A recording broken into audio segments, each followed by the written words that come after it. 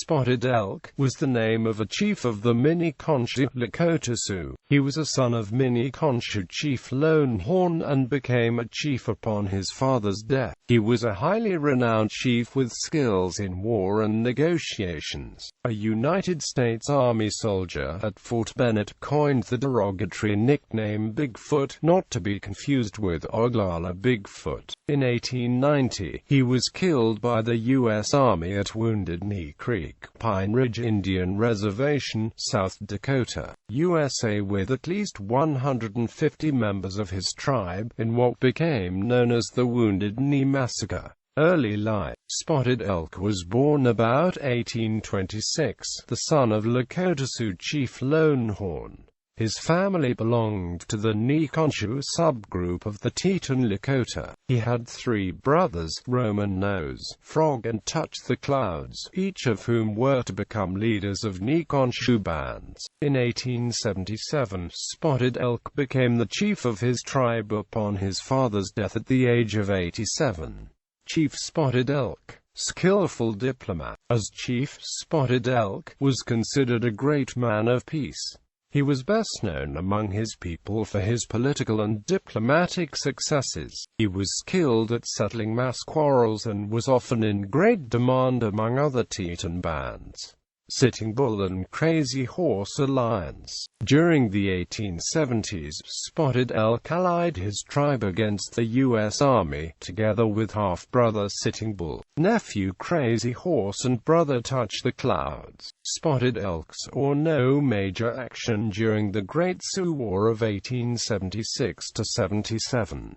However, his tribe, the Miniconjou Lakota Sioux, suffered during the war, after which they surrendered. Reservation placement. Following the Sioux Wars, the government placed the Miniconjou on the Cheyenne River Indian Reservation, South Dakota. Spotted Elk encouraged adaptation to reservation life, by way of developing sustainable agriculture and building schools for Lakota children. He was amongst the first American Indians to raise corn in accordance with government standards. Spotted Elk also advocated a peaceful attitude toward white settlers, ghost dance conversion and evangelism. New religious movement. Due to poor living conditions on the reservations, the Lakota struggled greatly to survive. In some cases, Indian agents were corrupt, undertaking fraud and stealing Lakota supplies, annuities. By 1889 they were in despair, the problems, and looked for change. A radical solution came in the form of the ghost dance movement, a new religion initiated by Paiute prophet Wovoka. Spotted Elk and the Lakota became among the most enthusiastic believers in the ghost dance ceremony when it arrived among them, in the spring of 1890.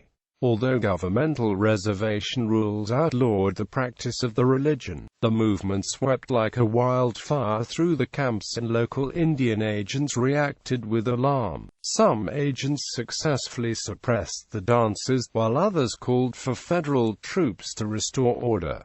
Chief Red Cloud offers refuge. After the 20th of December 1890, when Sitting Bull was killed on Standing Rock Reservation, his followers fled for refuge at the camp of his former ally and half-brother, Chief Spotted Elk. Fearing arrest and government reprisals against his band, Spotted Elk led his band south to the Pine Ridge Reservation, South Dakota, at the invitation of Chief Red Cloud.